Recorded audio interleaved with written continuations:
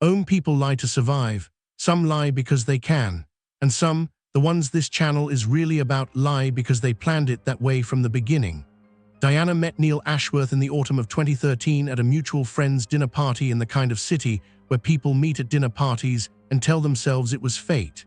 He was charming in the specific way that requires effort to sustain but looks effortless from the outside. He asked good questions. He remembered what she said. He called when he said he would call. By the following spring they were together. By the year after that they were living in the same house. By 2015 they were married in a small ceremony with 31 people and a reception that went until 2 in the morning.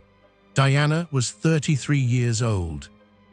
She was a project director at an architecture firm. She made good money, spent carefully, and had spent the previous decade building a financial life that was, by any measure, solid. That solidity was the point. She just didn't know it yet. For the first 2 years, the marriage was what it looked like. Neil worked in logistics consulting. He traveled frequently, every other week, Tuesday through Friday, to client sites around the country. It was the nature of the work. She understood that. She had built her career around similar demands. He was present when he was home, thoughtful, the kind of husband who noticed when the coffee was running low and bought more without being asked. Diana would spend a long time later trying to identify the moment it shifted. She never could. Because it didn't shift, it was never what she thought it was. The man she was looking for, the one who changed, he was never there to begin with. What Neil Ashworth was actually doing during those Tuesday to Friday trips had begun, as best the forensic accountant would later determine, in the spring of 2016. 16 months into the marriage, he had incorporated a shell entity in a state with minimal filing requirements, a limited liability company called Faro Holdings. The registered agent was a mail forwarding service in Nevada. The name on the filing was Neil Faro. Neil Faro did not technically exist, but he had a mailing address, a business registration, and within 6 months of the company's formation, he had a checking account at a regional bank 2 states away. That account was funded by Neil Ashworth. The mechanism was simple and it was slow. From their joint checking account, Neil made regular transfers to what he told Diana, if she ever asked, which she rarely did, were client expense prepayments. Advances for hotel blocks, venue deposits, the kind of thing that moves fast in event logistics. She never asked for receipts. Why would she? He handled his own business finances. That was how they had divided things. The transfers were never large enough to trigger automatic bank alerts. $900, $850, $1,000, occasionally, never more. Always irregular enough in timing that no pattern announced itself in an ordinary monthly review. Across 8 years, those transfers totaled just under $94,000. In the spring of 2018, 2 years into the scheme, Neil Faro purchased a house. It was a 3-bedroom property in a suburb of a city 3 hours from where he and Diana lived. The price was $260,000.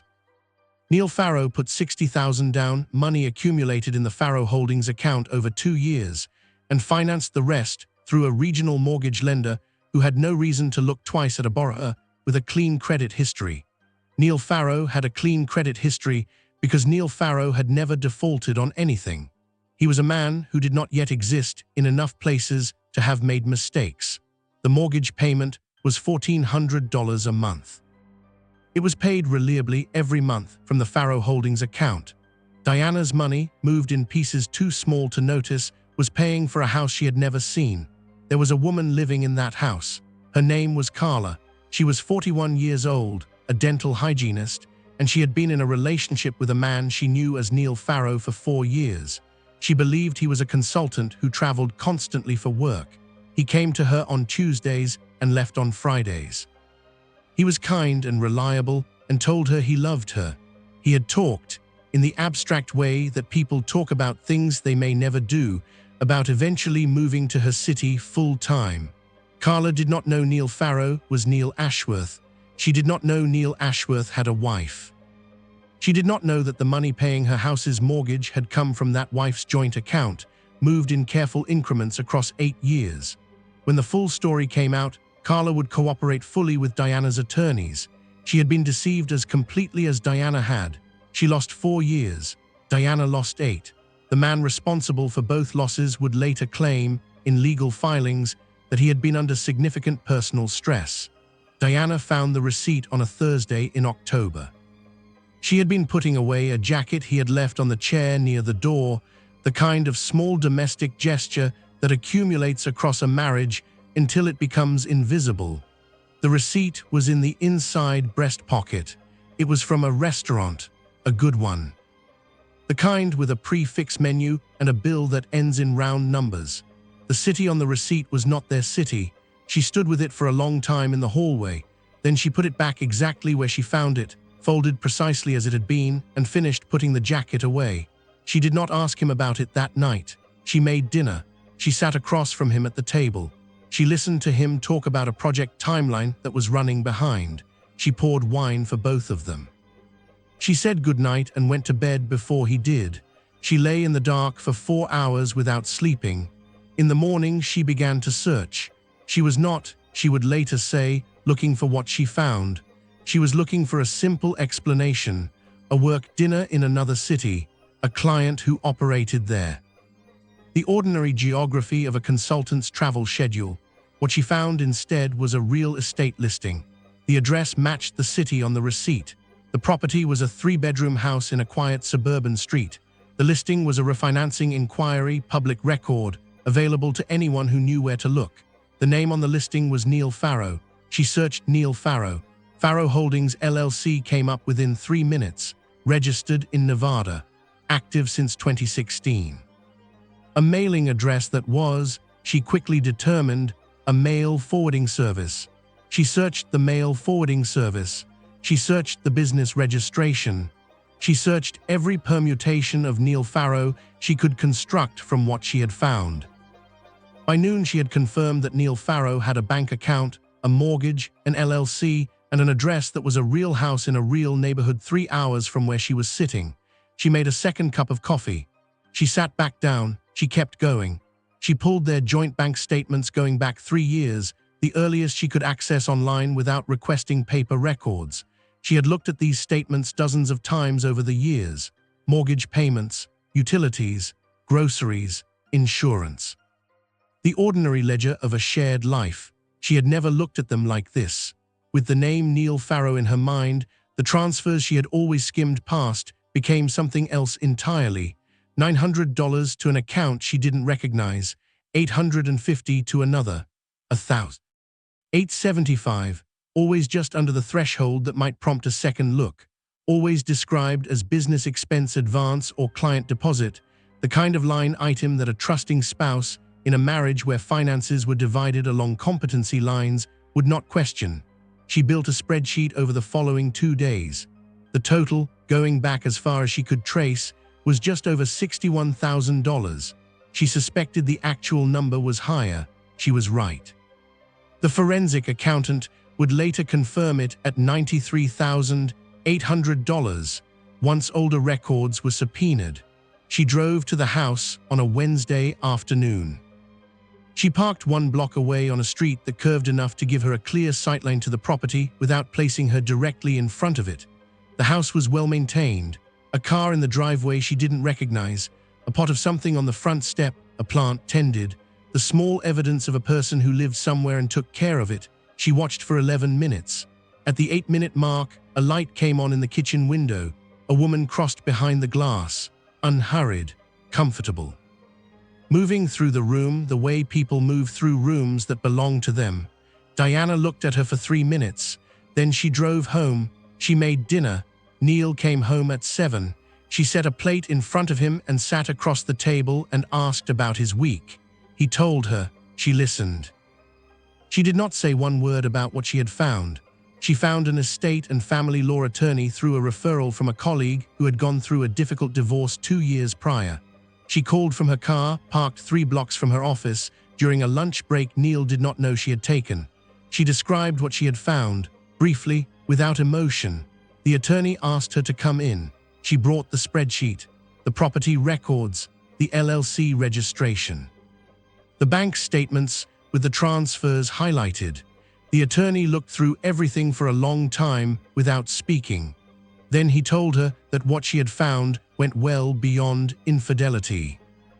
The systematic transfer of marital funds to a separate account, structured deliberately below reporting thresholds, was, in his assessment, consistent with financial fraud, specifically with a class of financial crime sometimes called financial infidelity, which in their jurisdiction carried civil liability far beyond standard divorce asset division. The LLC structure was an additional layer. Using a shell entity to obscure the destination of marital funds and to purchase property with those funds in a fictitious name opened exposure to wire fraud statutes. He wanted her to speak with a forensic accountant before they filed anything.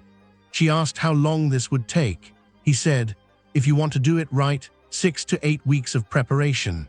Then we move all at once." She said, "I understand." She drove back to the office. She answered emails. She sat in a 2 o'clock meeting about a residential project in the Eastern District and gave useful feedback on the window specifications. She did not tell anyone what was happening. Over the following 6 weeks, Diana did 4 things simultaneously without Neil knowing any of them were occurring.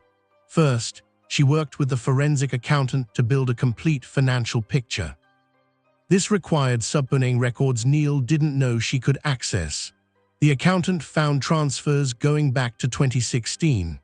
The full amount, $93,800, was documented to the penny, with originating account, destination account, date, and amount for every single transaction. Second, she opened a personal checking account at a bank she had never used with Neil, funded it with money from her personal salary account that had always been hers alone, and moved enough to cover 6 months of living expenses. Third, she hired a licensed private investigator who spent 2 days photographing the house on Farrow Street. The PI documented Neil's arrival by car on a Tuesday evening, his departure on a Friday morning, and on the Wednesday between Carla and Neil leaving the house together, grocery bags in hand, in the specific casual ease of people who live somewhere. Fourth, with the attorney, she drafted the divorce petition. It named every transfer. It cited the LLC. It attached the forensic accountant's full report as an exhibit.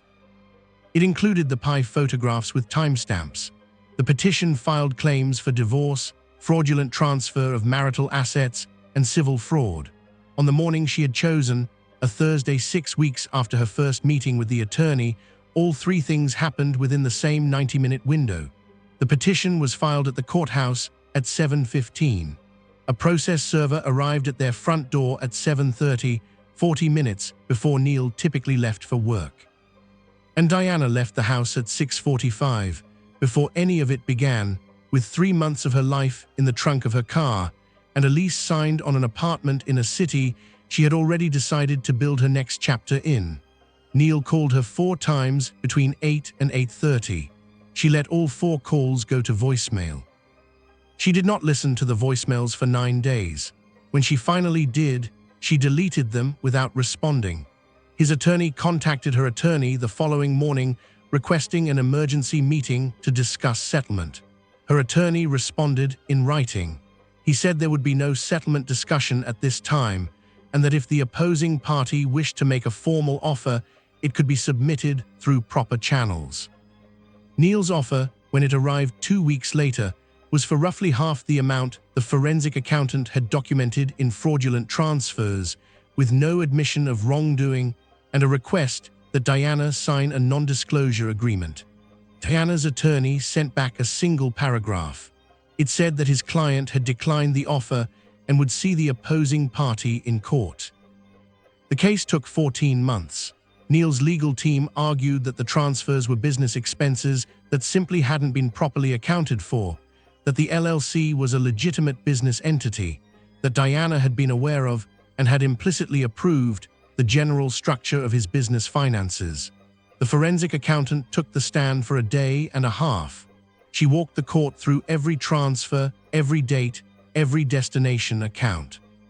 She explained the structuring pattern, how the amounts had been deliberately kept below $1,000 to avoid triggering automatic review.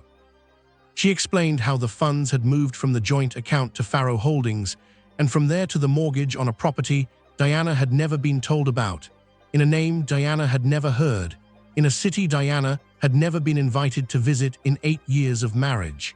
Neil's attorney suggested the transfers were simply poorly documented reimbursements. The forensic accountant noted that for a reimbursement to exist, there must be an expense. She had found no corresponding business expenses in any of the Faro Holdings records that had been subpoenaed. What she had found was a mortgage, a car payment, utility bills, and grocery charges at a supermarket 3 hours from Diana's home. The judge ruled in Diana's favor on both the divorce petition and the civil fraud claim. The asset division awarded Diana 60% of all jointly held marital assets, including the equity in the home they had shared, 2 retirement accounts, and a joint investment portfolio Neil had been quietly growing throughout the marriage. The fraud damages awarded her the full documented amount of the fraudulent transfers, $93,800, plus interest accrued over the period of the fraud. The house on Faro Street, the one Neil Faro had purchased with her money, was ordered sold, with the proceeds going first to satisfy the outstanding mortgage and then to Diana as restitution for the fraudulent transfer that had funded the down payment. The court also referred the matter to the district attorney's office for review of potential criminal charges related to the structured financial transfers, which the judge noted in her ruling bore characteristics consistent with deliberate evasion of financial reporting requirements. Diana was not party to the criminal referral. That was between Neil and the DA's office. She had already moved on. She did not celebrate when the ruling came down. Her attorney called her on a Tuesday afternoon with the news. She was sitting at her desk in the new city, reviewing plans for a residential project her firm had taken on in the eastern quarter of town. A good project, interesting site conditions. She thanked him. She asked him to send the written ruling when it was available. She said she would be in touch regarding the next steps on asset transfer. Then she hung up and sat for a moment. Then she went back to the plans. People ask what it felt like. She says, "It felt like nothing at first, not the nothing of emptiness. The nothing of a noise you have lived with for so long that when it stops, the silence takes time to become something you can name." She had spent 8 years married to a version of a man that did not exist. She had spent 14 months dismantling what he had built with her money and her trust. When it was over, she was 45 years old, in a city she had chosen herself, with work she was good at and a financial settlement that gave her a foundation she had, ironically, already paid for. She did not hate Neil Ashworth. She had thought she would. The hatred felt like it should arrive, eventually, the way a delayed flight eventually lands. It didn't. What arrived instead was something colder and more useful. She understood him now, not in the way that excuses, in the way that closes. She understood that she had been selected, at least in part, for her financial stability and her willingness to divide responsibilities without demanding full visibility. She understood that the version of Neil she had known, thoughtful, present, the man who noticed when the coffee was running low, had been a performance sustained for 8 years because the alternative was losing access to what she provided. That understanding didn't hurt. It clarified. She never contacted Carla. She thought about it once in the early weeks and decided against it. Carla had lost 4 years to the same lie. She had cooperated with Diana's legal team when contacted by the attorneys, had provided records and correspondence that strengthened the case, and had done so with what the attorney described as complete and immediate transparency. That was enough. They were not owed each other more than that. They were 2 women who had been placed on opposite ends of the same deception and had both, in their own ways, survived it. Diana wished her well in the general direction of her absence and left it at that. The house in their old neighborhood sold in 11 days. Neil moved into a 1-bedroom apartment. She knew this only because the attorney's office sent a forwarding address for final documentation. She registered the address, filed it with the relevant paperwork, and did not think about it again. The apartment in the new city had become something real by then. Books on the shelves, a plant on the windowsill she watered every Sunday. A coffee maker she had chosen herself, from a kitchen store she had walked into on a random Saturday morning because she had the morning free and nowhere she was required to be. These are small things. They are also not small at all. She never called what she did revenge. The word implies a settling of scores, a restoration of some balance that was knocked off center. What she did felt less like revenge and more like correction. A factual correction to a record that had been falsified. She had found the error, she had documented it, she had submitted it to the appropriate authority. The authority had reviewed it and confirmed, yes, this is wrong, here is the correction, here is what is owed. That is not revenge. That is how things are supposed to work when they work. 8 years is a long time to lose. She will not pretend otherwise. The time does not come back. The certainty she had about her own judgment does not fully return, not immediately, not without work. The version of herself that had believed, completely, without reservation, that she knew the man sleeping next to her in the dark, that version is gone. She has made her peace with that. What replaced it is something she thinks is more valuable. She trusts carefully now. She watches more than she speaks in certain rooms. She knows what financial documents are supposed to look like, and she knows what they look like when they are wrong. She is, in certain ways, a harder person than she was at 33. She is also, in certain ways, a more honest one. She went back to work. She kept building. She does not think about Neil Ashworth often. When she does, it is usually in the way you think about a difficult site condition on a project that is already finished, the problem that required the most work, the one that taught you the most about what you were actually capable of, and the one you would least like to repeat. She does not wish him well. She does not wish him badly either. She has simply directed the energy she spent on the question of him into things that are hers, going forward, permanent. That is the ending, not dramatic, not cinematic, not the sound of a door slamming or a gavel striking or a man sitting on a hallway floor with an envelope he cannot put down. Just a woman who found out what was done to her, documented it precisely, moved through the legal system that exists for exactly this reason, recovered what could be recovered, and chose to build something true with what remained. She is fine. She is more than fine. She is exactly where she decided to be. If this story reached you, you know what to do. Subscribe, leave your story in the comments. I read every single one. Until next time, stay patient, stay sharp, stay quiet.